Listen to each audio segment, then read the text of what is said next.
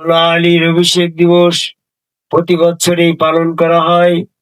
তো আজকে আমরা এখানে ঢাকার ডেমরা থানার কোনাপাড়া কাঠের পুল আমাদের মাঝহারুল ইসলাম মিলন আমাদের ভক্ত দীর্ঘদিন ধরে তার বাড়িতে এই খাজা বাবার আসন ঘরে তিনি এই মাহফিলের আয়োজন করেছে।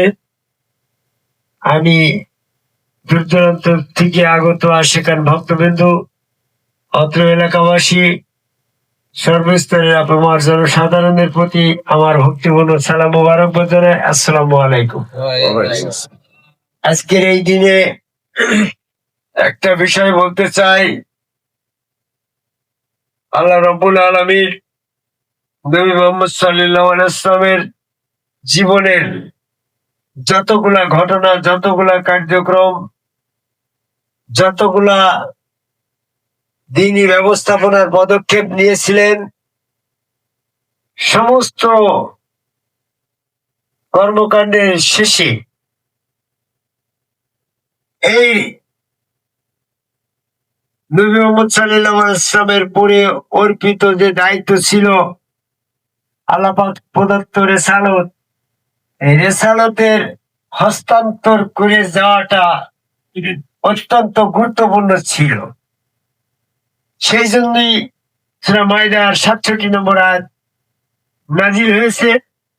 সেই আয়াতের শানে নজুল প্রেক্ষাপটে দেখা যায় বিদায় হজের ভাষণ শেষে মদিনার পথে যখন নবী সাল্লাল্লাহু আলাইহি ওয়াসাল্লাম তার কাফেলা নিয়ে যাচ্ছে খুমা নামক জলাশয়ের কাছে,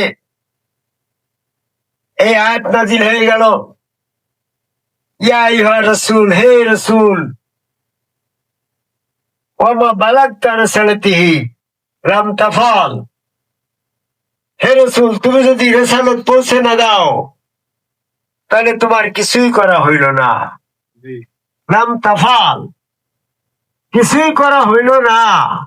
তাহলে যে কাজটা না করলে নবী মুহাম্মদ সাল্লাল্লাহু আলাইহি ওয়াসাল্লামের জীবদ্দশায় দ্বীনি ব্যবস্থাপনায় যতগুলা কার্যক্রম করেছিল, যতগুলা পদক্ষেপ নিয়েছিল, ওগুলা সব বাতিল হয়ে যাবে যদি সে রেসালতের ভারটা হযরত আলীর কাছে পৌঁছে না দেয়।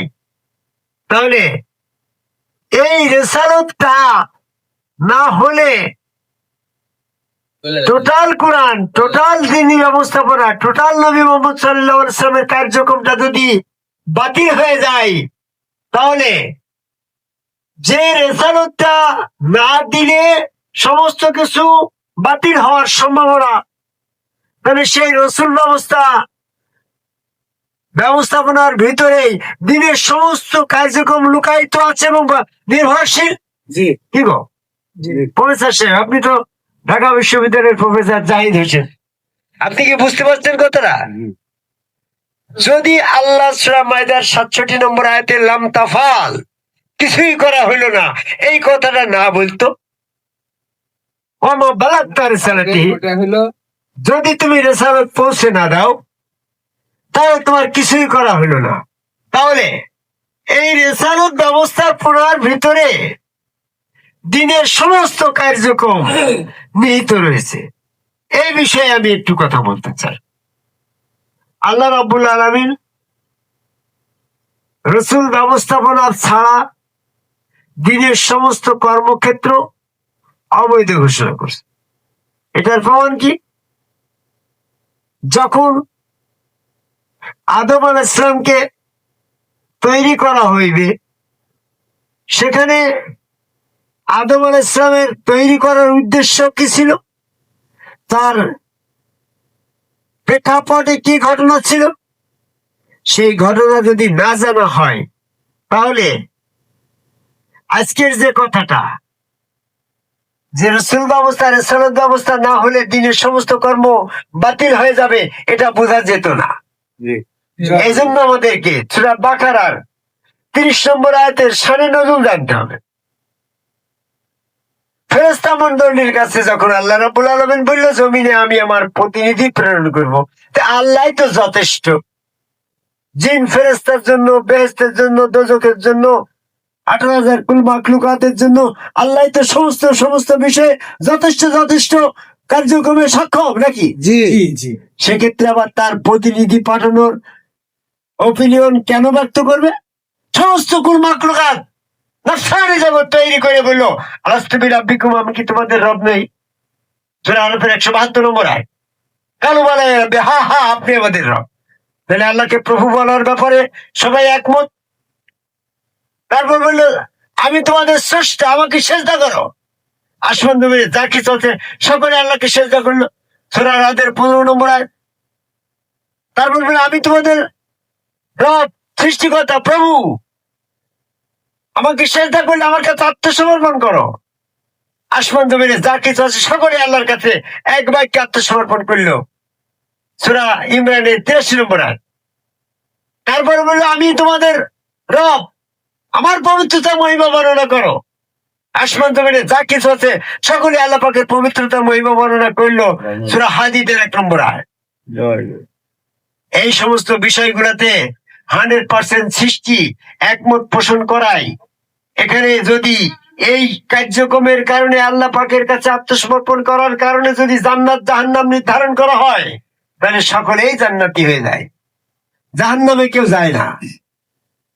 তখন আল্লাহ সিদ্ধান্ত নিল জান্নাতের বাসিন্দাদেরকে নির্ণয় করতে হলে কর্মের মাধ্যমে নির্ণয় করব। নেক কর্ম করলে তাকে জান্নাতে দেব, খারাপ কর্ম করলে, পাপ করলে তাকে জাহান্নামে দেব। এই লজ্জত দিয়ে, দুনিয়ার লজ্জত দিয়ে, এই স্বভাব দিয়ে যখন সমস্ত জীবকে ছেড়ে দেওয়া হলো দুনিয়ার ভিতরে, আল্লাহ রাব্বুল আলামিন তার সূক্ষ্মদর্শী দর্শন দিয়েছে, দেখলো সমস্ত সৃষ্টি পাপে লিপ্ত হয়ে গেল। 100% মানুষের পাপের পাল্লা ভারী। যার্রা যার্রা পরিমাণ নেকির পাল্লা লেখার পরেও যার্রা যার্রা পরিমাণ পাপ লিপিবদ্ধ হওয়ার কারণে রাষ্ট্রবল ইনক্লুডিং এ সর্বসাকুল্যে সমস্ত জীবের পাপের পাল্লা ভারী হয়ে গেল। সূরা নূরের 14 নম্বর আয়াত। তখন আল্লাহ চিন্তা করলো এখন যদি পাপের কারণে সাপ দোজখে দিই, বেহেশত তো খালি হয়ে যায়। তখন কাউকে ক্ষমা করা লাগে,